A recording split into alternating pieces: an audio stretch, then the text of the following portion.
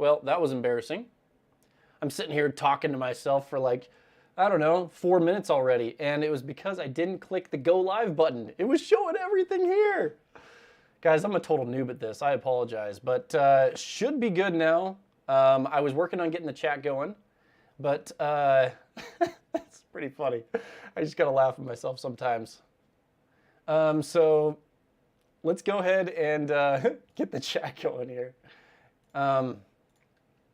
Anyway, that's why the chat wasn't working. So anyway, welcome guys to the live stream tonight. Super excited to have you guys on here.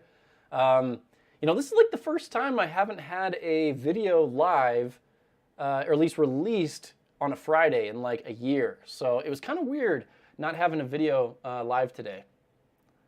So anyway, good to see everyone in the chat. I was actually saying hi to everyone in the chat. So Sandy Rose, Silver Steeler, Randy G, good to see you guys. Noel, Askap Solar's in the chat. We got Camper, Level Drone, Just Joe, Winning Image Photography, Katie's Camp Kitchen, Joe Tyson, William Cohen. Always good to see you guys. Thanks for joining. Excited to get this going today. So anyway, let me know, guys, if the audio's good and if the video's good. So just throw a thumbs up in the chat if we're looking good there. Okay, I'm not getting the live chat response, which is really annoying. I was really hoping to get that. Looks like it's not going to work. Okay, that's fine. Anytime I'm looking to this side, that's where my chat is, so that's what I'm doing. Okay, cool. So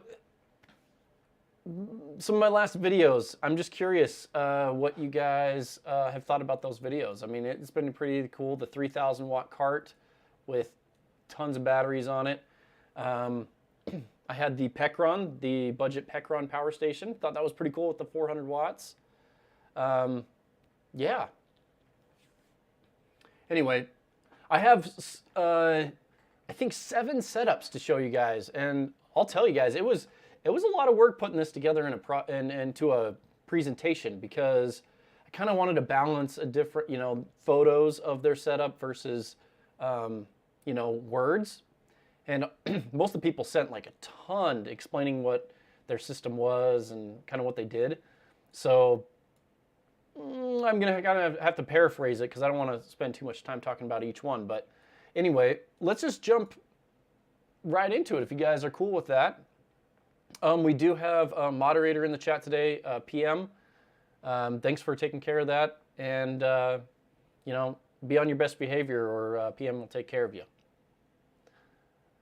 I didn't read too much of the chat right before. I saw a little bit about overpaneling, winter sun, that type of thing. I will tell you guys, it's pretty frustrating. This winter has been really, really cloudy for me, and I am not getting nearly as much sun as I did the 2 previous winters when I kind of been messing around with solar. This is obviously the most solar that I've had since I've started doing this, but I've had weeks of clouds, and it's like I'll get 2 days of sun and then weeks of clouds and then like 2 days of sun. And so for the last 3 days I've actually had pretty decent sun, and then today was cloudy. But I'll tell you, it's really cool once you start getting, you know, solar in so you can keep your batteries charged up. So sweet. Okay, let's just jump right in the first one. And then, so save your questions, guys, until kind of we go through these, just because it's gonna be hard for me to keep up with all the chat and go through the presentation. So let's kind of fly through the presentation. Maybe I'll stop and just, if I feel like there's probably maybe some explaining to do with one of these, go ahead and do that. If you're one of the people that are here because of your presentation that I'm showing, you know, throw some comments in, especially if I get something wrong. But my goal is to go through these and then focus on questions. So I probably won't get to see a ton of your comments in the meantime. So just be aware of that. So let's go ahead and go over to the screen here. So the first setup was sent in by Level Drone RC. And he had a pretty cool setup. You could tell he's had it for a while, and he just has a lot of different things. And a lot of the power stations look familiar from his setup because he's like, I watch your videos and I make sure that it tests out good on your channel before I end up buying anything. So pretty cool there. So let's just go to the next one here. Okay, so his kind of started off with this large lead acid battery bank. And he didn't specify the size of it, but he had multiple batteries here. So I'm guessing it is a fairly large size, at least, 200, 300 amp hours at least. That's all I could see in the picture. But you can see he has multiple charge controllers. And then running off these lead acid batteries, he has multiple inverters. So you can see he has it looks like an Exantrix ProWatt 2000 inverter here. It's a pure sine wave inverter. And basically he powers a lot of his stuff off solar batteries and the charge controllers. So let's see, going on to the second paragraph here. Basically the only things in his house that are still on the grid are his hot water heater, clothes dryer, a mini fridge, and a small freezer. So pretty cool that he's running so much off solar. So we'll go to the next slide here. Okay, so just breaking it down a little bit, he has 2,300 watts of solar panels, or 2.3 kilowatts. And they're kind of just out in his yard like this, and you can see they're all just laying there. And he relies on over paneling quite a bit because where he lives, he gets a lot of clouds. So, when it's cloudy, you only see around 10 to 15% of your solar panel output. So, if you want to have any power when it's cloudy, you got to have a lot of solar panels. Picture on the left here, this is an EB70. You can see he has an EPEVER charge controller, and the solar panels looks to be coming through like in a window AC unit. Kind of like the gap right here. He has multiple 12-volt fridges. He has the ISCO VL45, and that's powered off the FF Power CN505. So that's like a 614 watt-hour power station, 500 watt inverter. So that's basically really good size for powering a 12-volt fridge. He also has the Set Power RV45. So two really good 12-volt compressor fridges. And then he mentioned that he has a second FF Power CN505 and the EB55 that he kind of alternates on these here. So he didn't really say what was in these fridges, but I'm guessing it's just the way he stores some of his food. So just to give you guys an idea, a full-size fridge is right around 150 to 125 watts when it's running, at least kind of the newer fridges. And a 12-volt fridge pulls about, on average, anywhere from 25 to 35, maybe 45 watts max, depending on how hot it is. So you can get, half the size, these are pretty big, 45 quarts. You can get quite a bit of food in there for like only a quarter of the power usage. So, pretty good there. Okay, moving on to the next slide. Okay, so this is all the devices that he has here. So, two Blue Eddy EB55s, and he powers the refrigerator and freezer off those. And that must be a small refrigerator and small freezer because the EB55 won't power either of my full-size refrigerators. Same with the FF Power. I'm guessing this might be like the Set Power and the RV, or what the heck? The VL45. The VL45 and the RV45S. I'm guessing that's what's running those right there. He also has two big blue CP500s that run some lights, TV, and charges some other stuff. And in the picture here, you can see there's two Energizer 320s. Now, the thing I like about the Energizer 320 is the DC output is ridiculous. I can power my 12-volt air compressor off the Energizer 320 without an issue. It's like 175 watts. Yet, I have killed an EB3A and my EcoFlow River Pro, the old model. I've killed the DC outputs on those because I was trying to do the air compressor test. So just be aware, the Energizer 320 is a beast for the 12-volt output. He also has an UPEZ 1200, kind of uses his coffee maker, washer machine, and I guess maybe just use it for storage capacity. And then he also has a couple other power stations, the GoLabs 300. Looks like he has 3 of those. That's quite a few. And the Energizer the EB70S, which is the updated model for the EB70. Currently it's not in use because he just doesn't have a specific use for that one right now. It's just in storage. But you can see I'm guessing these solar panel wires are just coming through a window. That's how he charges up these Energizer 320s. Okay, so that's basically a way of running power stations, running devices off power stations just by plugging them in. And there's a lot of people that do this just because it's easy, doesn't require like a transfer switch or an interlock. If the power goes out, you have your power station right there. You just plug in your device. So this is kind of where I wanted to take a second to highlight Askap Solar a little bit, because this is kind of what he does. And basically his whole goal is to limit his his power from the grid and get his basically his bill as low as possible. And it's pretty dang low if I remember what he was talking about. Is super, super low. So basically he's very similar to the first person that I was showing, because he runs all of his devices off individual power stations and has a bunch of different solar panels that charge these up. So basically, whenever the power goes out, or if you want to save money, you can do it this way. Just keep in mind this bottom point that I made.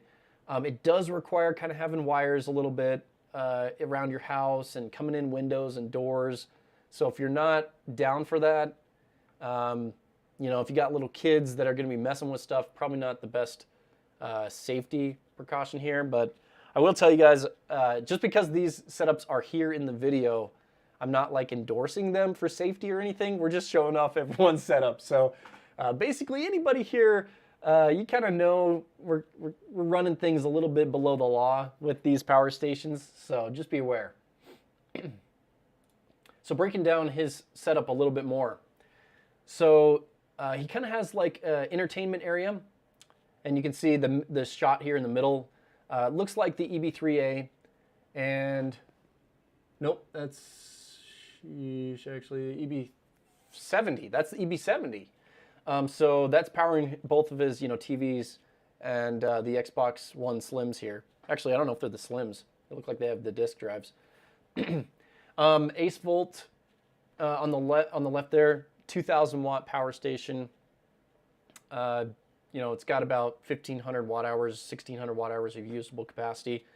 And then here you can see he's charging up on the right-hand side. He's charging up his EcoFlow River 2 Max with one of his spare batteries that he's charged up with solar. Now he's dumping power into that. And it's kind of hard to see, but here at the bottom you can see there's a 12 volt to USB-C, and that's how he's dumping power into, at least that's how it looks like he's dumping power into the Max. So lots of different options, and you don't have to have a transfer switch or an interlock to start this out. And he also wanted to show some of his panels. So he has a couple different decks. Here in the middle, from my understanding, his wife kind of has access to this deck up here, so he's not allowed to put solar panels up there. But this deck down here, you can see he has a couple solar panels on this grill and on this chair. And the summer sun is so much better than the winter sun. You can see you have to really angle these because the sun is just so low in the sky. So basically, you have to, in the summer they can lay flat, but in the winter you got to prop these things up. You can see more of his yard here. This is a shot from above. He has a lot more solar panels now that he's picked up this year, and he has 2 big arrays, if I'm trying to remember right. He has one that goes into an AC200P. That's this larger one here. Those are all in series. And then he has, I think, these 4 panels that go into either the Ace Volt or the Alcatel. But yeah, jumping in the chat, yeah, Askap said wires all over the place. Yep, that's true. But as long as you kind of keep them organized, it's not too big of a deal. And then Greg Washburn. All of these setups so far are very messy. Well, you didn't send your setup in, dude. I was really expecting you to send yours in. So no judgment until we see yours on the screen. Okay, so second setup. This is Robert L. Now he has kind of a larger system. This one's pretty cool. You can see he has this really cool portable array, and that's what we're going to talk about next. So, so this started off, these are 180 watt panels, and he built the cart for 3 panels originally. You can kind of see the original size of this here. So 3 panels for his power station, and then he just loved it so much that he had to add on the 2 extra panels on the side. So then now he has 5 panels in series. This is, I believe, 900 and something watts, but he is using an AC 200p, so he's maxing out at around 100 volts with this setup, and he's getting 720 watts input. So just be aware, you know, the AC 200p will limit at 700 watts. The thing that I really like about this cart here is that it has the swivel wheels and this large handle here. And you can see that he kind of leaves his cable wrapped around this. So easy to move this cart around. Mine does not have a handle. The wheels are not on swivels, so my cart is pretty heavy, hard to move around. But this one looks a lot better. So let's go into the next picture. Okay, so he has a deck on basically connected up to his master bedroom. He also has 2 100 watt panels connected up to that. And then he has a EB55. Yeah, he picked this up for a steal of a deal, 266 bucks. So, yeah. I think this door right here is the outside door, and then the solar's coming in underneath that door. This is how I run my solar panels. I run them under an exterior door, and it has a really good weather stripping on the bottom, so the door is still completely sealed except for right where the wires are coming through.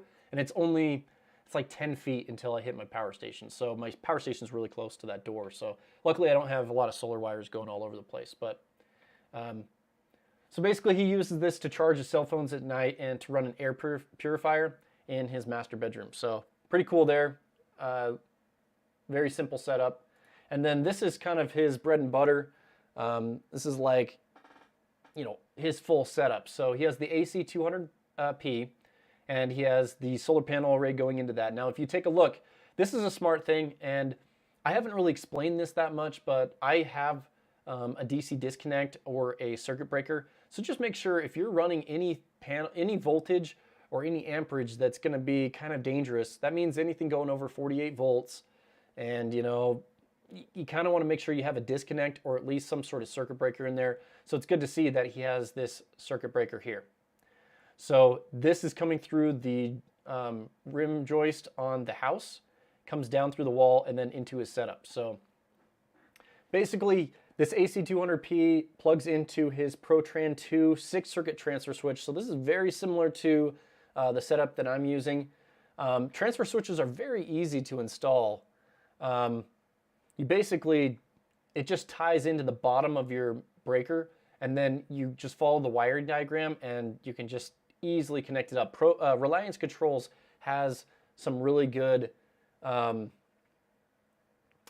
instructions and videos on installing a transfer switch. So I was able to do mine myself. You know, if you have any electrical knowledge, you should also be able to do it. So off that transfer switch, he's running a bunch of different things, kitchen lights, refrigerator, modem router, his furnace, entertainment center. What's really cool is he's found a way to add expansion batteries. So he has 2 Power Queen 100 amp hour batteries on this rack here below, and they are connected together in series for 24 volts.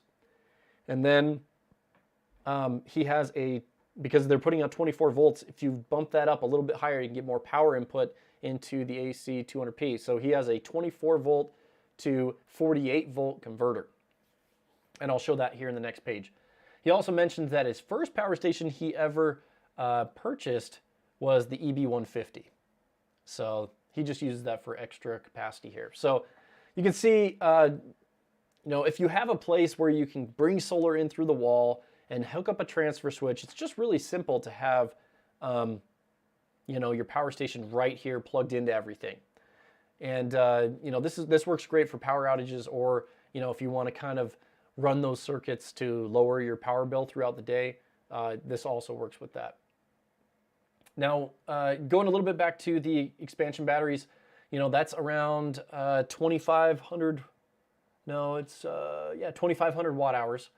So that's basically a 2.5 kilowatt expansion battery for the AC200P. So a very affordable way. Those Power Queen 100 amp hour batteries, you can pick those up for $299. Crazy price on that, guys. Put them in series, and you got a really good setup here. Next slide goes into a little bit more detail. So he charges up the external batteries using a 20 amp, 24 volt, well, it's a 12 to 24 volt charger. So you can see that this automatically recognizes lithium iron phosphate, and 20 amps is pretty decent at 24 volts. So it will charge up, and he just plugs this into the AC200P whenever he needs to, charge up those expansion batteries. And then here on the left, you have that it's a 24 volt to 48 volt boost converter. And because he's getting around 325 watts, let's do the math here, 325 divided by 48. Looks about, this is probably a 5 amp model, but it has a little bit of extra power on it. It's putting out around 6.3 amps for him to get 325 watts. So really low power coming from this. This means it's pulling 15 amps from, it's pulling 20 amps from the battery and putting 5 amps at 48 volts into the AC200P. Just jumping in the comments really quick. I see a couple comments here. Really thinking about installing a transfer switch. An extra battery would be great for the Delta Max. Yeah, expansion batteries really make a difference. Noel says, I really like the transfer switch. It's so convenient, no wires. Both my fridge and freezer always run on solar. Sweet, Noel. So you have a transfer switch. You might tell us what model you're running, and also maybe your power stations.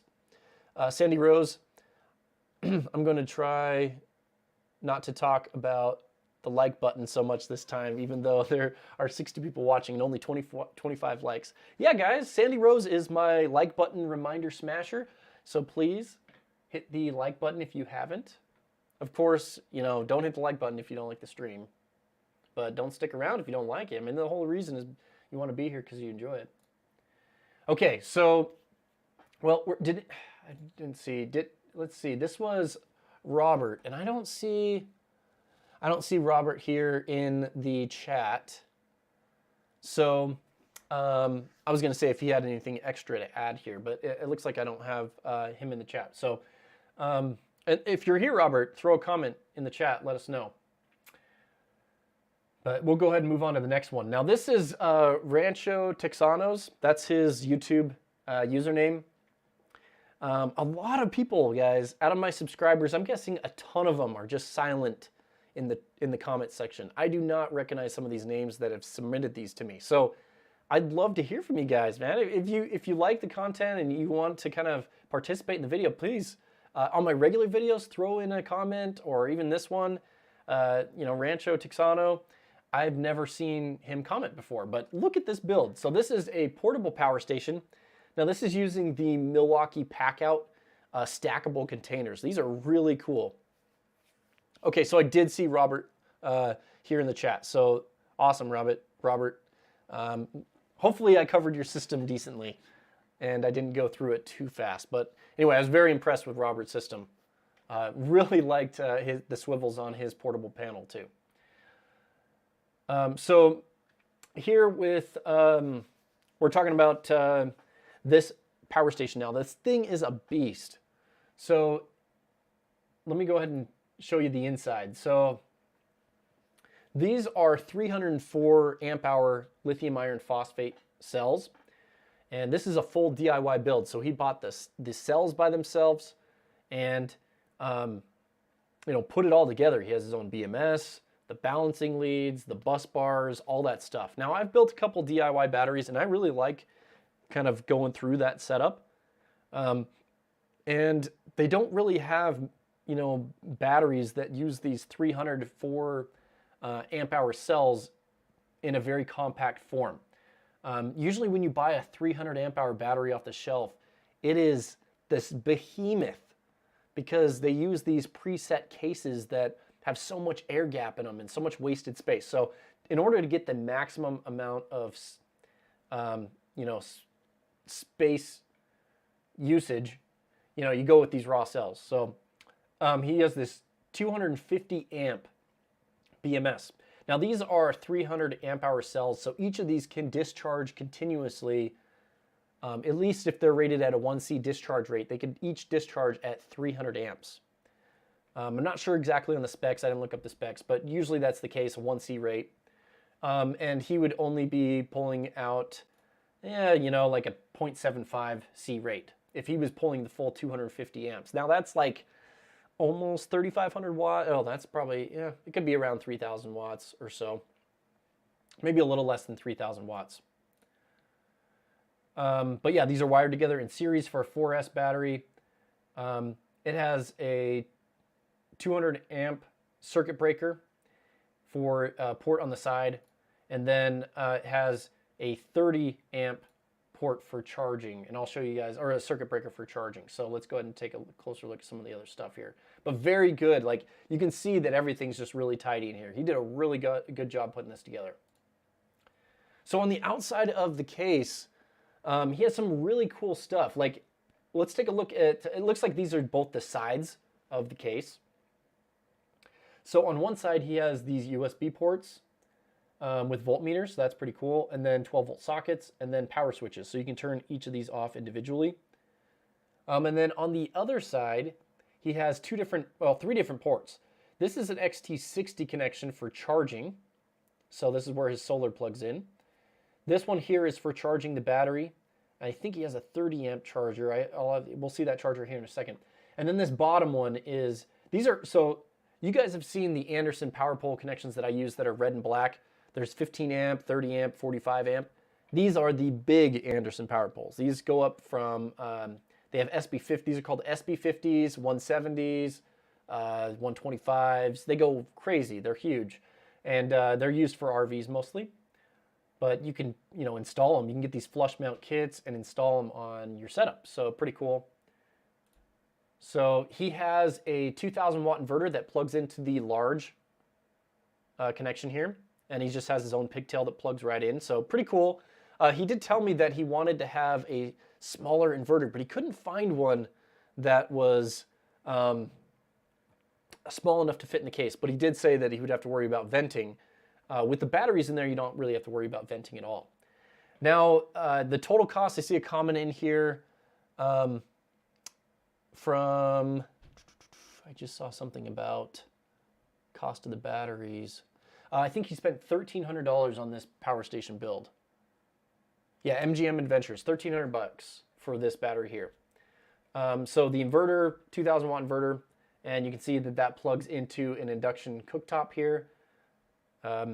What's cool about induction cooktops is they are variable, so you can turn down the power usage quite a bit. Not like you need to on this because it's just so much capacity in this thing, but you do have the ability to turn it down. And then it looks like he has a 35 amp smart charger that plugs into the top port here, and this is a wall charger. So 35 amps is pretty decent. That'll, you know, these are big batteries, but 35 amps is still a good amount of power. For solar, he uses a Victron 100. So the Victrons are basically, if it says 100-20, that means it goes up to 100 volts VOC, and it's a 20 amp charge controller. So this is the Smart Solar. So I believe this one has the Bluetooth connectivity. And then he's using the VCU Tech 200 watt portable panel. If you guys remember my 200 watt solar panel comparison video, this one was the best price for the power it put out. Yes, it was wired together in series, so it doesn't do very good partially shading, but it was still such a compact panel I still think you could just move this around and not ever get shade on the panel. So I don't know. I don't think this wired in series and is a big problem on these smaller portable panels, especially because this is a trifold. It was fairly small. Excuse me, I just got a drink. So love this VCU Tech panel. Really good output, and hopefully he's seeing the same output as well. So basically he has a XT60 adapter here that plugs straight into the charge controller. So really, really good setup, just very simple. So if you're looking to build, a pretty large, portable power station and using a toolbox, this kind of gives you a good idea of what you can fit inside of it. Okay, so the fourth setup, this is Katie's Camp Kitchen. Now, Katie's been a subscriber for a while, and she does multiple things. She has a really cool YouTube channel. I think that's the first slide here. Okay, so she just started out this YouTube channel, and what she does with this YouTube channel is she focuses on cooking kind of entrees, meals, desserts, bread, using low wattage devices. So like, I'll show you guys some examples later on here, but the other thing that she does is she cooks all these meals on her power station. So she has a Montech X1000, so it's 1000 watt hours, 1000 watt inverter. Super durable, compact. I have the review on that. It was a really good power station. They actually were able to get, with the NMC pouch cells in there, it's rated for 2000 cycles. So you do get quite a few cycles on the NMC batteries in there. So anyway, very cool recipes.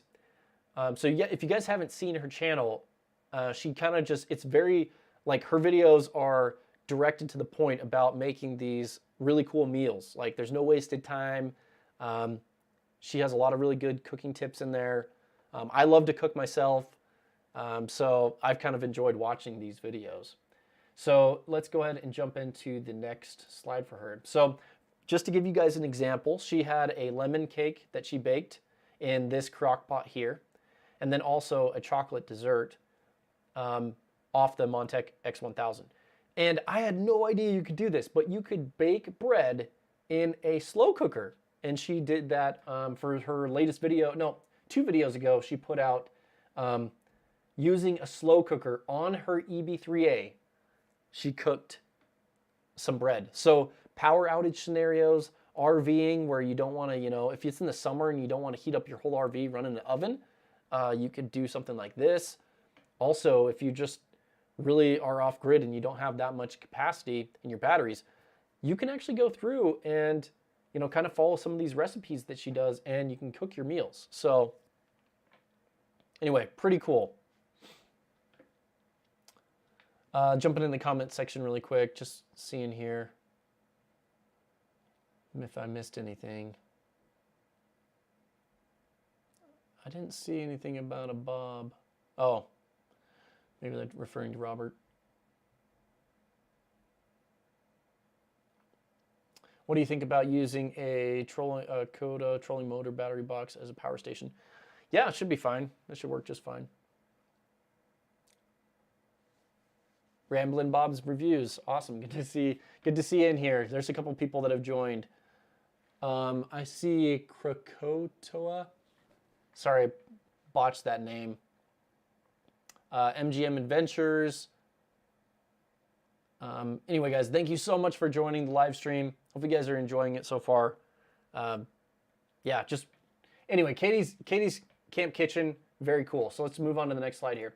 Basically, what she does well, she actually has a camping van, and she loves that the Montech is super portable. So basically fits right behind the seat here. You can see both of her SunPower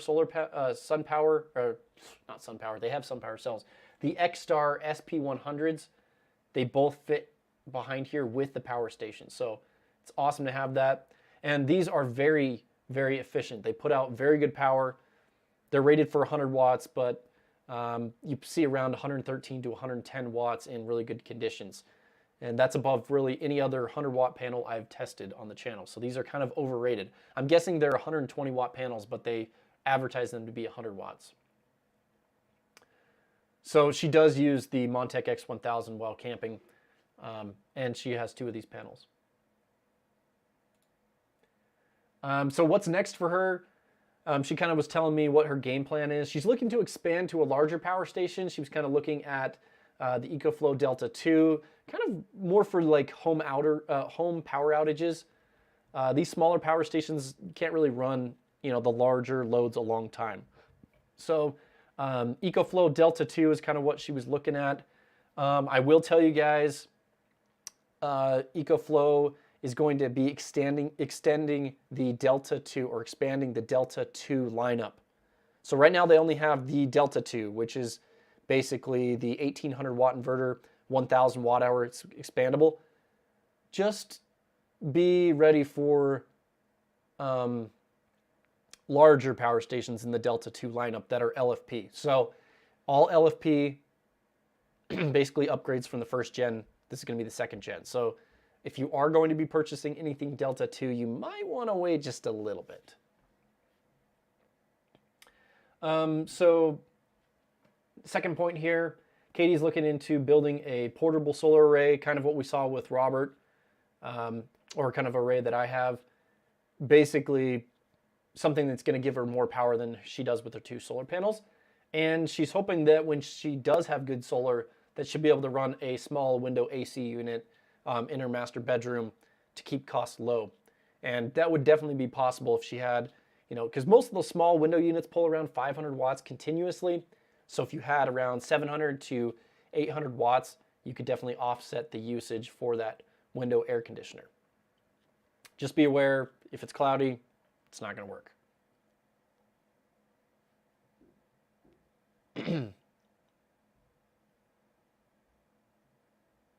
Okay, so jumping in here. Okay, so it looks like Askap blew up his EcoFlow River 2 Max. Just, you blew it? I don't know, maybe you could explain that a little bit more. Subject to change, good to see you. Thanks for commenting. I used my AC200 Max to completely power a camper 2 weekends ago for 30 plus hours without a recharge. Nice. That's actually some pretty good numbers. Sandy Rose, Katie's Camp Kitchen. I'll have to check it out. Yeah, that's great. A. Gilbert says he runs his Instapot 6-quart and 3-quart on his EB70 and EB55. Cool, that's really cool. I know Instapots are pretty customizable on power usage, or like, how much power they pull. Okay, Joyce DIY. It was a toss-up between the Delta Max 2K and the AC200 Max. It was a close call, for sure. Delta 2 Max, yep. Delta Max 2 on the way, for sure. That was just Joe asking that. Oh, Askap said, I just ran out of power on it, so my internet dropped. That's awesome. Yeah, definitely want to make sure you're not running a router when it hits 0%. Okay, I'm waiting for someone to explain the solar priority on the Delta 2, hoping they can do it to the Delta Max 2, or as well. Yeah, I don't know about solar priority. My Delta 2 does not dual charge. Just be aware, guys. I gotta mute myself. Hold on a second.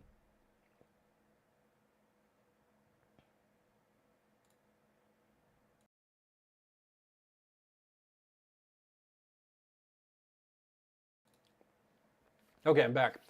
This is like, these live streams talking for like an hour. Yeah, it really gets to your voice. I'll tell you, man.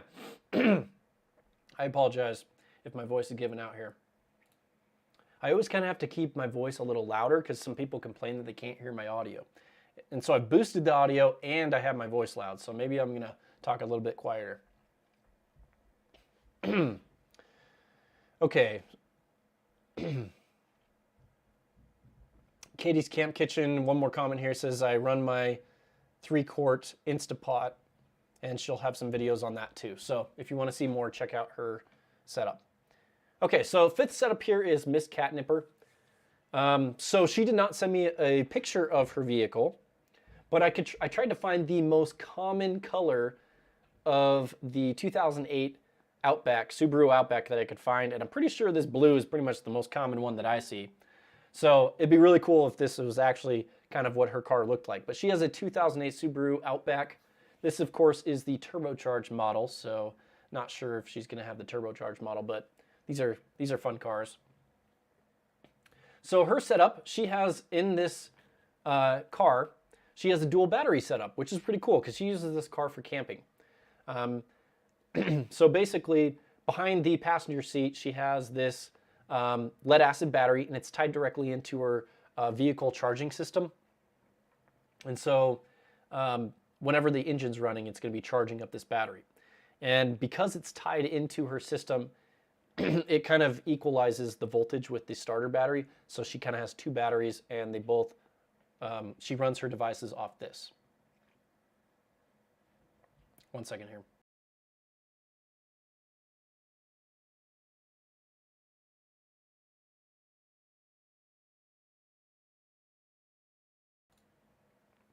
Okay, so now she did this just for convenience, and lithium iron phosphate batteries can't really tie directly into your car charging system because it's a different chemistry. So just keep in mind that lead acid batteries, they're heavy, but they're cheap, and they work really well if you can just tie them right into your vehicle charging system. So she had someone set this up for her. Basically, you have a 12-volt connection on the outside underneath the vehicle. You can see this is a hitch. And so you have a 12-volt connection on the outside. And then she also uses the 12-volt connection in the rear of the Subaru.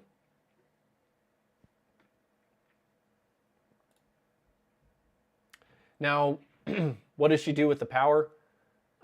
She uses her dual battery setup for a 12-volt fridge. It's a 50-quart 12-volt fridge on a road trip or while traveling to a camping destination.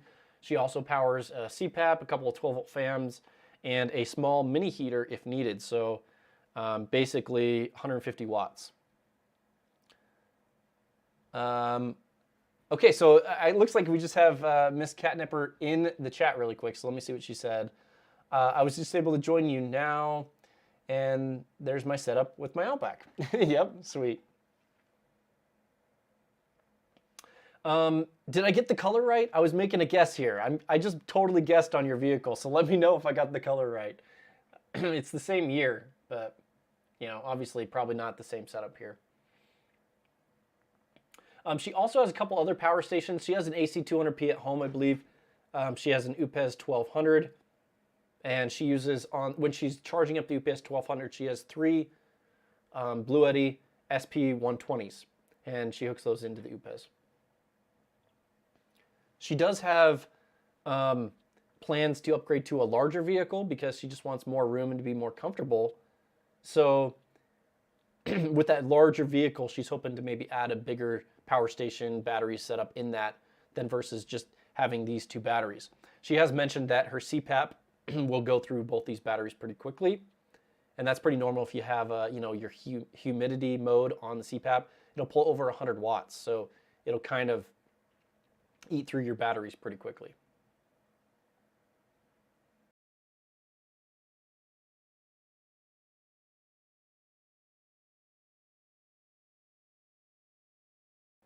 Okay. So let's see if she had anything else to say here.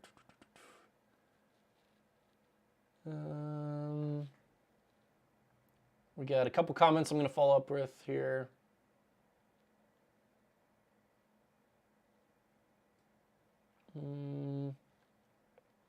Ordered the A. Gilbert said he ordered the FF Power 2000 just before the live stream. Yeah, the price on that was amazing. Basically under $1,000, $999. Kevin Holland joined the chat. Hey, good to see you, Kevin. He's a local subscriber. I've actually gone to Kevin's house. It's pretty cool to meet him in person. He said, hi, Jason.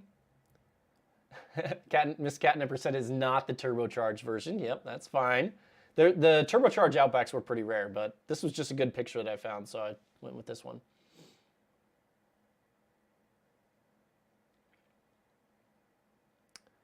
Uh, Cricota saying 60 cents per watt hour or lower is a good bargain. Yeah, that's pretty much what that comes in on. Camper said he also bought an FF Power P2001 for the $1,100. That's a really good price. I like the P2001 for either the Alcatel, Ace Volt, the FF Power. Those are all, if you can pick those up for $1,200 or less, that's a really good price. Because they have the 1,500 watt hours or 1,600 watt hours of capacity, they're really underrated on their, I guess they're really overrated on their capacity. They rate them at 2,000 watt hours, but you'll never get that out of them. So just be aware, you don't get the 2,000 watt hours, you get around 1,600. And I'm always very clear when I say that, because that's why the price is so low on those, because you get around 1,500 usable watt hours, which is still very good. Okay, so getting a little bit here, we have JCDIY is waiting for the Delta Max extra battery to go on sale to use the $200 coupon. That's really good. Buck7567 says his 5,000 BTU air conditioner in his RV only draws 400 watts. So he can run it on the Jackery 1000 or EcoFlow Delta Mini. Yeah, for sure. Ramblin' Bob reviews the Pecron E2000 LFP and B300 batteries was a nice system. We have been testing it for 2 weeks nonstop.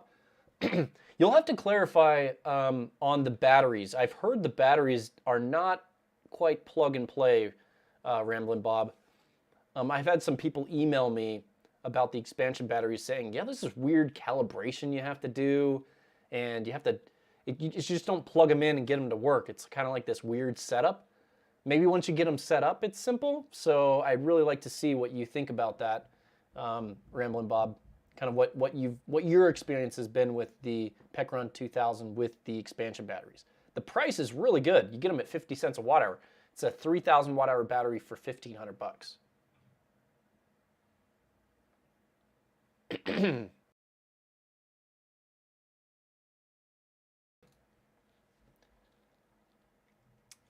Okay, so Ramblin' Bob reviews. Yeah, the Pecron units always get around 90% efficiency. They're always good there. I've always got around 90% on my tests. Kevin Holland, although not real comfortable, I run my CPAP with the humidifier on, off. With the humidifier on, off, and okay, I'm probably like just destroying this comment. I run my CPAP with the humidifier on, comma, off, and just fill the reservoir chamber with warm water. Okay, so you run it with the humidifier off, and then you run it with warm water. Yeah, that would make sense. Ramblin' Bob, the Cascade cables had to be updated. Pecron released new cables. We have lots of tests on our channel. Okay, cool. I'll have to check it out. I haven't seen your channel before. Maybe I've seen a couple of your videos, but I haven't checked out a lot of them, so I'll definitely check them out. Chris, what are your top 3 if you had to choose regardless of the price? The Anchor and EcoFlow are the top end units right now. The Anchor 767, I'm getting one of those for review very shortly. Another really good brand is Zendur. They have the Zendur Super Bass. The reason I say those are really good brands is because you have guaranteed customer service, and if anything goes wrong, they will replace the unit. So EcoFlow is always up there at the top with customer service. If you want a high quality unit, you also have the Bluetti power stations. Now, I spoke to Bluetti. Let me just bounce back to this webcam screen real quick. So I spoke to Bluetti. I just let them know, and I let them have it. I said, you guys make great power stations, but your support sucks. And this is because I tested it. My EB3A broke, and so I had to go through their support service.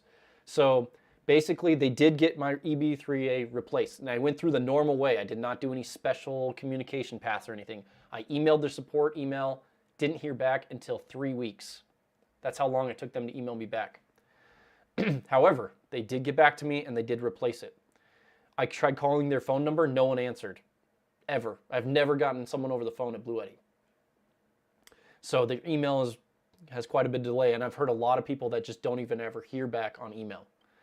So the reason I'm bringing this up is because I said, Bluetti, I contacted both my reps, and I said, Bluetti, you guys need to improve your support, or you're going to lose all your following. Anybody that likes your products, they're going to drop it, and they're going to go to EcoFlow, they're going to go to Anchor, because those are two best upcoming brands on the market right now. Bluetti's been around for a while, and they make really good products, but if something goes wrong, they do not support it right now. So I told them, I said, what are you doing to improve your support? And they listed 3 or 4 things. First, they are aware of the issue. So that's a good thing. They are hiring more people. They brought over a couple specialists from China to their United States location, and they are looking to outsource their support for email and phone support to probably get just more people. So it's really good to hear that they're trying to improve this, because I really like Bluetti products, but it's just very, with the support fall through recently, it's hard for me to recommend their products if they can't get the warranty support. I don't want to have my viewers go out and spend $3,000, $2,000 and have an issue, and then they can't get a hold of them. Now, from my understanding, it just takes a long time, and you eventually will get help. Just a few people have reached out to me and said, hey, I wasn't ever able to get help at all, and I don't know if they just didn't reach out enough, but just be aware. That's what they're hoping to do, is by the end of first quarter 2023. So by April, they should see a lot better support on their products. So that's what I'm really hoping. Let's check the comments.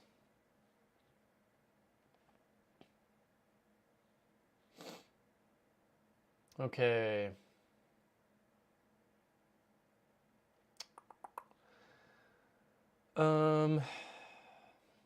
JC DIY, weren't they riding that Zender around at CES? The Power Wheels and everything. Yeah, it's pretty cool. Noel's experience with Bluetti customer support has not been very good. GD, ideally, you don't want to connect to the internet configured device in the boonies, right?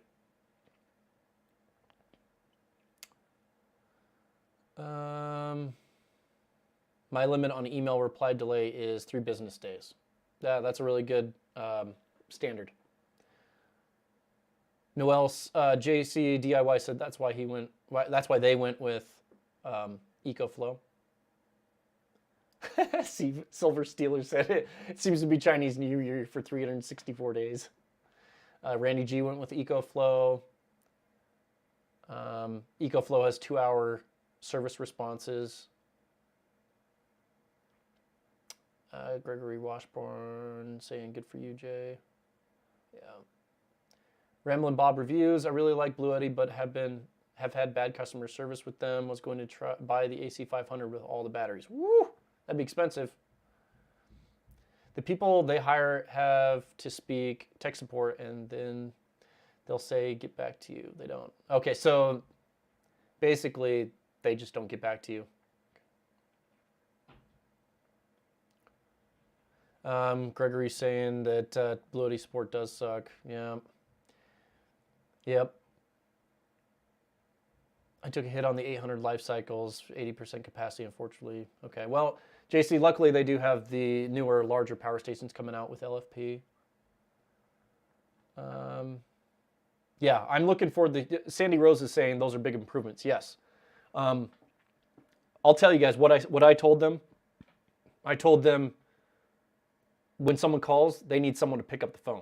Like, if you have a support number, why even advertise the support number if no one's going to even handle it? So these are the things I said. Instant response with a phone call. I said 24-hour response time or less with an email. And then I recommended having a chat, some sort of, smart app chat. I thought that'd be really cool if they could have some text that manage these live chats. So if you open up Bluetti app and say live chat, that'd be really cool. I recommended that. So yeah. Basically, that's what I recommended them, and I told them if their support doesn't improve, I just can't review their products anymore. Good, jumping into the comments again. Tom Laughlin said, my original AC 200p would not charge for some reason. I sent videos detailing the issue to Blue Eddy, or after Blue Eddy asked for them. Without any questions, they sent you a replacement. See, that's great. I'm glad that you got a hold of them and they helped you. I think the issue is more of you can't get a hold of them versus them helping. If you can get a hold of them, like with me, my EB3A was replaced. I did get a chance to get a replacement EB3A, and they shipped it out within a week once my email finally got responded to. Oh, Tom said he didn't have to send back the original. Wow, lucky you. You have 2 of them. GD says he had major problems setting up Van Power's Zender. Yeah, are they the same company? I noticed they look really similar. Crocota saying, Jason, you out in Las Vegas, lived there for 3.5 years, just moved back to New Hampshire last July. I was born in Vegas. Actually, I live in Utah right now, but I did go down to CES. I flew down to CES this year. PM did have issues with his FF Power, but he says that he got replies overnight, although it did take multiple days to kind of get through it. But they did resolve. And I believe that's Bob. I think Bob is the cover for FF Power, and he's always been good. Okay, so GD's saying that Zender's experience has been identical. Maybe having some issues. Josh's gadgets and more. Wonder what was powering the spy balloon. Maybe there were Blue Eddy batteries in there. Who knows? Okay, so I got a super chat here from Reflect the Sun. Have you ever had EcoFlow Pro just stop charging when shade comes over the solar panels? Ours has to be reset, so it doesn't turn back on once it goes down to 0 volts. I personally don't have the EcoFlow Delta Pro.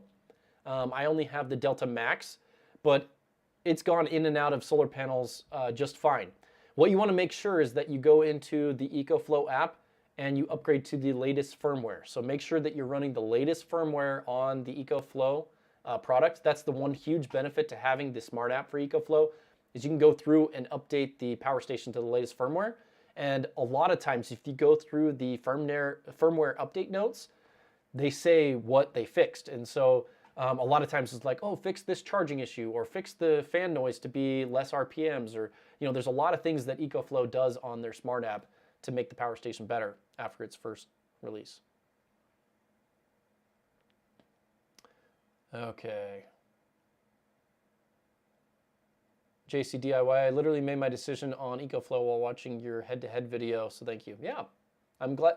In that head-to-head video, it was tough because I was like, these are really good products, but what about Blue Eddy support?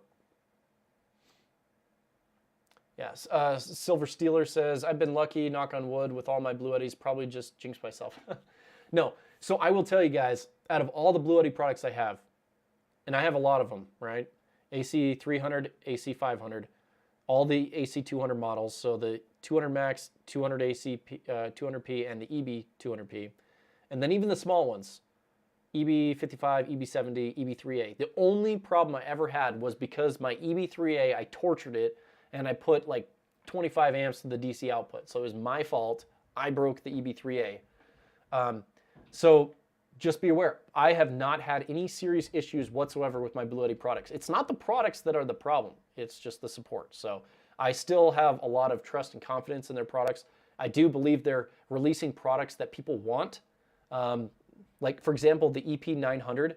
A lot of people have been asking for a unit that has 240 volt output in a single unit, and that's super modular and puts out a ton of power and accepts a ton of power input. So the EP900, although expensive, is kind of like your Tesla Powerwall type of thing, except for it does a little bit more than Tesla Powerwall because it has its own inverter in it.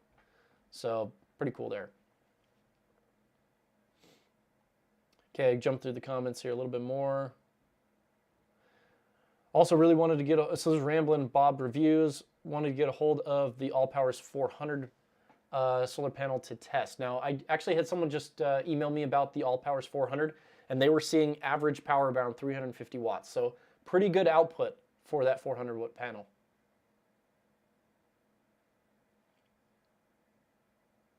Tom's asking how to fix the original. Yeah, no idea. You can always take it apart though and look inside. Maybe it just blew some sort of internal fuse. Never know. Okay. A Silver Stealer, they actually popped the balloon over the ocean today. It was over South Carolina, within 12 miles off the ocean. They popped that balloon. So good to know they shot it down.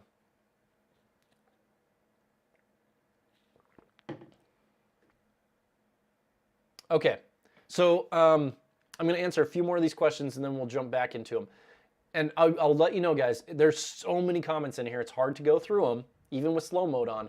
So just be aware, if you have a comment that you really, really, really want to be answered, sometimes the super chat helps because it just makes me see it. Now, it doesn't have to be a lot of money. I'm not asking for a lot of money, but you know, even 99 cents or whatever, I can't remember what the lowest one is. But if you really want me to see your comment and kind of go into detail about it, you're going to have to throw a super chat in there because there's just comments. It's hard for me to track them all. Okay, we're going to jump into the rest of the presentation. So kind of a follow-up with Mrs. Catnipper. Really cool. I liked this setup. This is really good for running a 12-volt compressor fridge.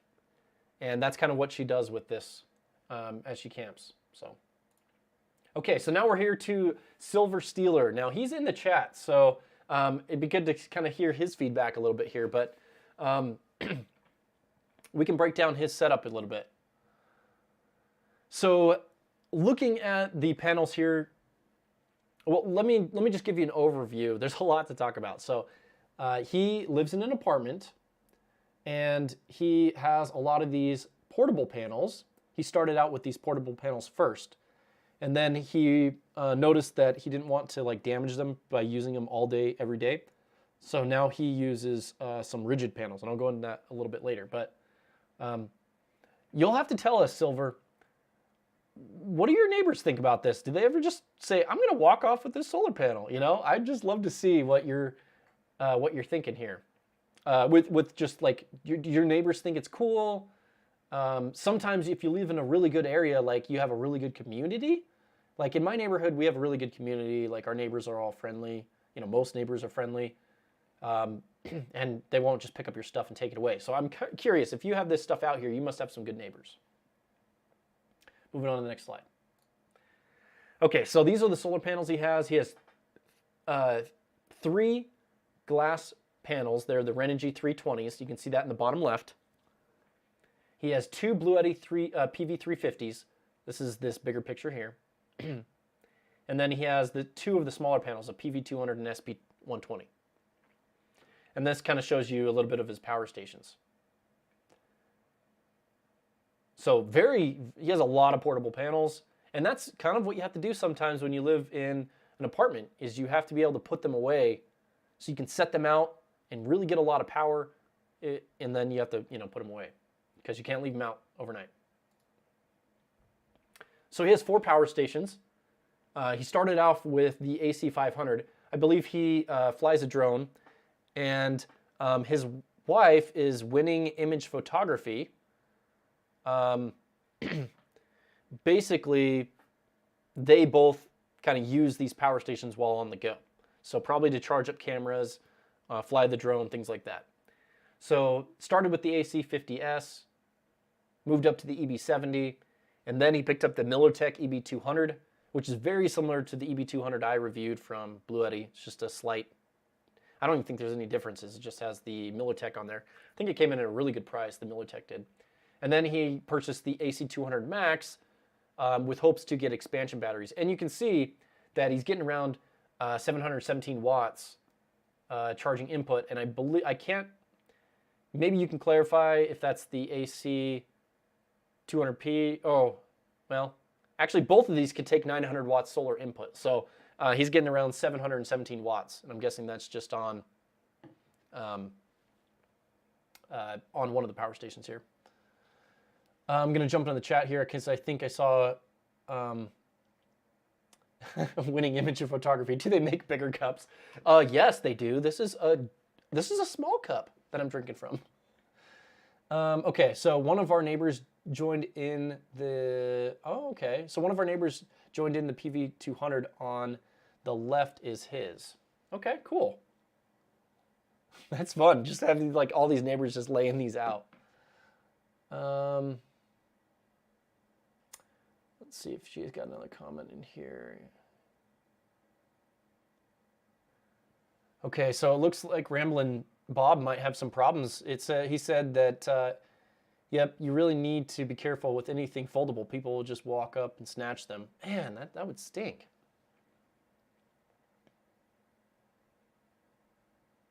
Okay, cool. So these are the power stations they have. He currently runs a washing machine, a small air conditioner, full-size fridge off these power stations.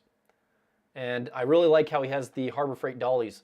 I actually have my AC 500 system on these same dollies. It just makes it so much easier to move around. So really cool that he's using the dollies to move the power stations, because these are like 60 plus pounds. It's not fun to, really move them around. Okay, going down, next slide. So this is just kind of showing how, things are laying out, charging. Yeah. Now, what did he say he wants to do next? He said he wanted to build kind of a solar rack for his rigid panels, kind of like a portable rack. And he hopes to expand his battery, the AC200 Max, so that he can run his full-size air conditioner throughout, the entire summer.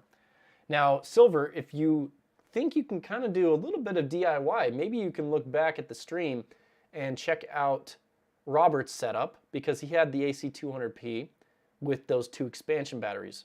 And those are fairly affordable. For 2,500 watts, it's around $600. 2,500 watt hours, it's around $600 of batteries. And then you just have to get, if you put those in series, it'll charge up the power station around 250 watts, maybe a little higher. But Robert was using that 24 to 48 volt booster, and that allows him to charge a little bit faster. So anyway, very cool apartment setup. I'm really glad that everyone kind of submitted their stuff here. If you'll notice, each one is so different. Like, each one of these is totally separate, and not one of them are, even overlapping at all. So very cool. Let's go ahead and look at the next slide here. Okay. This is the 7th setup. I think there might be, I can't remember if there's one more. Oh, I got a super chat. Let me jump into that really quick. Okay, so P Woods. Love my AC200 Max with the new panels and ProTrans 2, 4-circuit transfer switch, okay. I run everything in the house except my 240 volt appliances 24/7. Batteries do turn back on with solar if you ever run it to 0. Yes, they do turn on. The AC inverter doesn't turn back on though, unless there's a new setting there. But I do like how in the morning, that's kind of how my power station works. If it dies overnight, in the morning, it will turn back on once solar turns back on. That's one thing that Blue Eddy has done really well with their solar, is it does turn the power station on. But yeah, that's an excellent setup for the 4-circuit transfer switch. So you use new power panels. I'm wondering how many panels do you have, P Woods? I'm just kind of curious. And really appreciate the super chat. Thank you. I'm going to jump into the 7th setup here. So Adam here, he sent in his setup. You can see he's got quite a bit of solar panels here. So he has a YouTube channel. I can't remember if I put that first. Nope, I didn't. So I'll show that at the end. But he has a really professional setup. This is kind of like what you'd see on like Will Prowse's channel. He has 2 EG4s. They're the 6,500 watt EXs, and he has 28 kilowatt hours of lithium iron phosphate batteries. So huge setup here. You can see his batteries are just on these racks. He's just used standalone batteries, so pretty simple setup here. I haven't counted these. I'm not sure what series they're put in, but these might be 48. I'm guessing these are 48 volt configurations. Yeah, these are 48 volt battery inverters. So yeah, so these are, he has 2 separate battery packs here. Each one is at 48 volts. And they're wired together in parallels, I'm guessing. Now for his solar racks, he's built these wooden stands that hold the solar panels. and he kind of just has them facing this fence here. So it's kind of nice. They're kind of hidden out of view from the road or whatever this kind of driveway is, unless you get really up close. He also has some mounted on his shed. So using wood, looks like pressure treated wood, it's just a simple way to, you know, mount your panels. You don't have to have some crazy, you know, setup with metal or anything like that. Pressure treated wood is going to last a long time. But yeah, 6,200 watts of solar panels. And he was saying in his email he runs about 90% of his 120 volt loads in his house off solar. Now he's from Minnesota, so he does get a lot of clouds, so he kind of put a little note there when the weather is cooperating. And here's his channel. If you guys are interested in seeing more of his build, he did mention he's documented the entire thing, so you can see he has shorts and some YouTube videos. I've never seen his channel, so I'll have to check it out after this, but basically he's documented the whole build process, and it looks like he has some other videos on there about this setup. So it's nice when there's always some documentation so you can see how someone did something. So check out his channel if you guys are interested. Now, there was one more setup that I wanted to show. I just got it. I got it super late. Let me see. I got a notification here. Okay.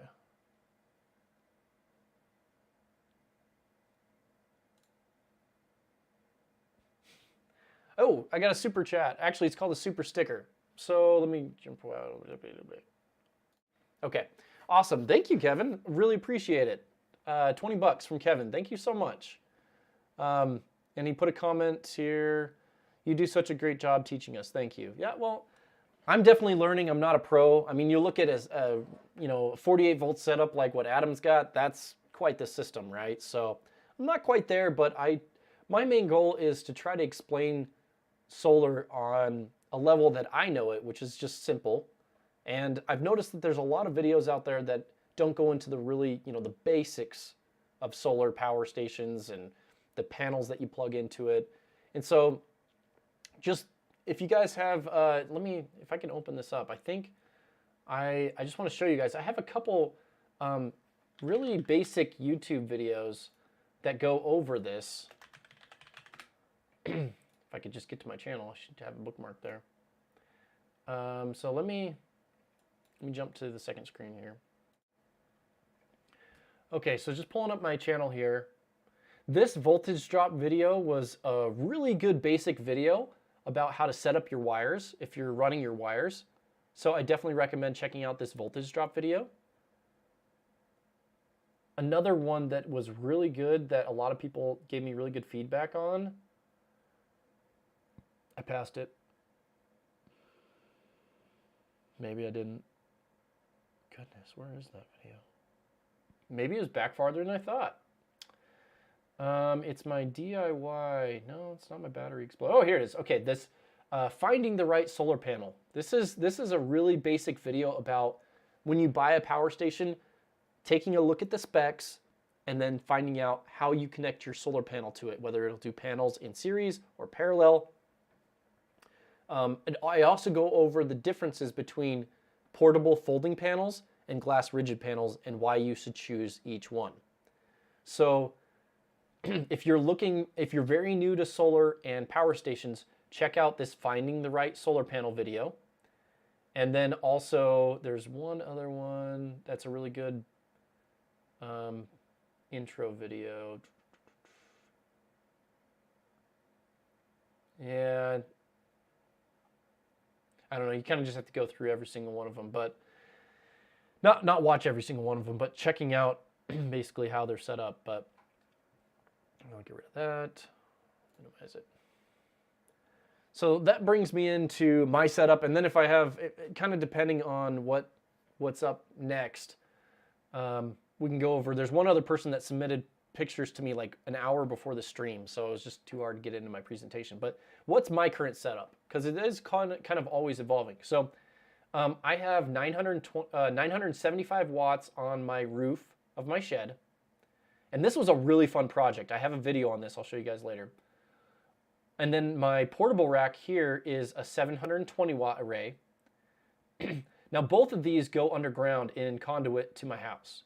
So this kind of goes under the garage door and into conduit. This goes from my, it's kind of a port that's meant for solar rooftop, goes down into the conduit. So these are both kind of, it's nice not to have wires. Now these panels right here are my temporary panels.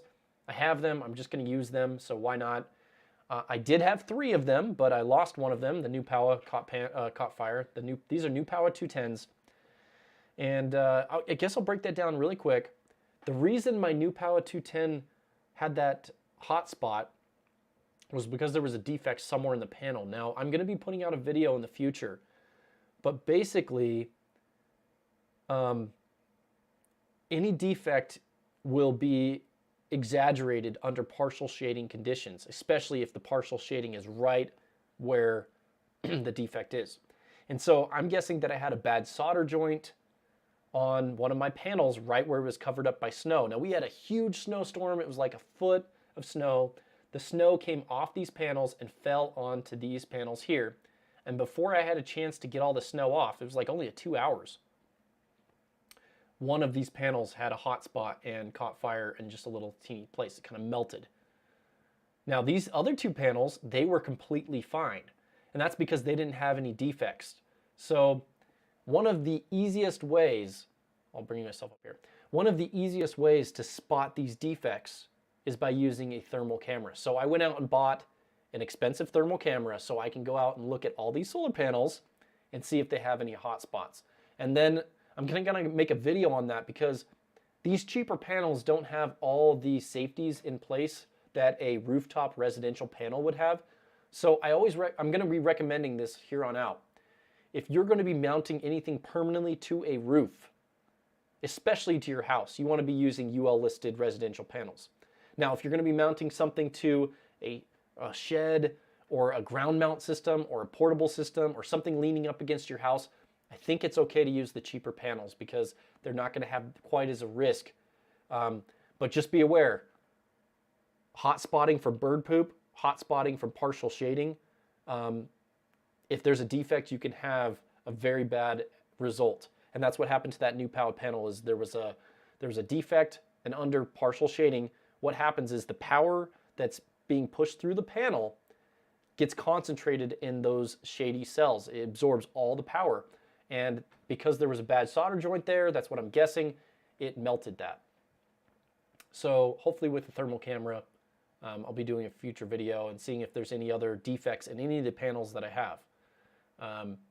Because that's the first thing I'm gonna recommend to someone is if they have any way to see if there's any hot spots on panels, whether you have a panel out and you're testing it and then you can kind of feel through it and just see if there's any warm spots that are warmer than others, then you want to return that panel and get rid of it because it has a defect and you could have an issue down the road. I really like these New Power panels, these 210s. I think I just got super unlucky with the one panel I had because these 2 panels put out really good power. So these are the videos I have. The video here, this is how I installed that rooftop solar for my shed using Unistrut. Love this setup, super good setup. I definitely would recommend this if someone's gonna be doing, these are residential 72 cell panels. So I trust these on my shed. They're not gonna, basically residential panels have more diodes in place and they have a thicker wire. They're heavier duty voltage, or they're heavier duty solar cells inside so they can take more heat. They're just higher quality. And the UL listed ones are even better. So that's kind of my recommendation. Now for a portable setup that you're leaning against a fence, on a mobile rack like this, I think it's okay to use the cheaper panels. Now they're cheaper for a reason, guys. They could have defects in them. It's hard to tell, what's wrong with these panels. So I'm excited to get that thermal camera and check it out. So if you guys are interested, I have these 2 videos to see. If you're looking to do something similar, you can do the roof setup or this one here. Now I'm going to check the comment section really quick. PM's asking, did you get New Power did your new power get any resolution, X refund or replacement? New power was actually very concerned about my video, and they did give me a full refund for my order. If you remember, I did buy all 3 of those solar panels with my own money. It was not a sponsored video. The whole purpose of that video was because these had a voltage under 20 volts.